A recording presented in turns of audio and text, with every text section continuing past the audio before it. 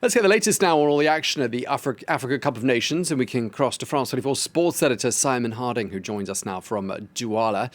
Simon, let's start with the game that I think a lot of people will be talking about, Algeria, Ivory Coast, presumably a good deal of excitement. Yes, Algeria with their backs against a wall in a group where everything is still to play for, Tom. Ivory Coast, the only team who are guaranteed to make it through to the last 16. Algeria, Equatorial Guinea and Sierra Leone can all still qualify.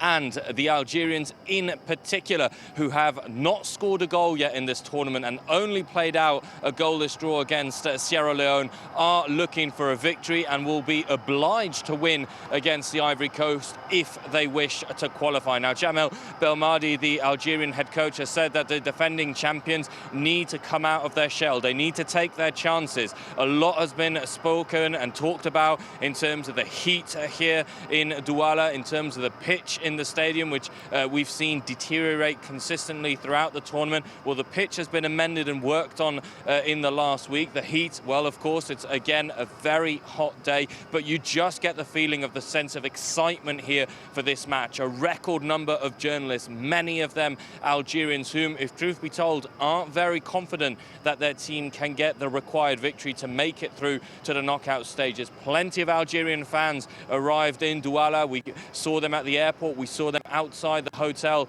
of the Algerian team as they come to try and give that very needed boost to their confidence, as Algeria hope to avoid what would be a historic failure. And history could come back to haunt the Desert Foxes, because when they won the Africa Cup of Nations in 1990, well, 2 years later in Senegal, they were also knocked out in the group stages and also lost out against Ivory Coast that time around. That's a little anecdote, Tom, for this game. But Algeria, led by Riyad Mahrez, what is for certain is they have to win. And the Ivory Coast, who played out a very disappointing draw with Sierra Leone, from their perspective, also want to find some kind of assurance that they remain one of the favourites. So it is a game where we should see goals and we should see a lot of attacking impetus.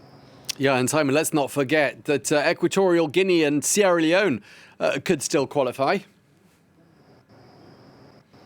Yeah, after Equatorial Guinea, Algeria will be very much in the driving seat to get a place in the last 16. Only a point is needed for La Roja Africana, the Reds of Africa, of course, La Roja, which is Spain. So, and a game in which against which Sierra Leone, whom Equatorial Guinea will feel comfortable and confident that they can at least take a point from that one. And what's at stake for them is also first place in the group, because if Ivory Coast and Algeria were to play out a draw and Equatorial Guinea were to win, then they would finish top. The same goes for Sierra Leone. A draw could be enough to see them through to the next round, but to guarantee that they make it, what they need is also to win. So it is a very open group, a very exciting group. And Sierra Leone, who are also on the brink of making history, never has their team qualified for the knockout stages of an Africa Cup of Nations. They reached this tournament in controversial circumstances by knocking out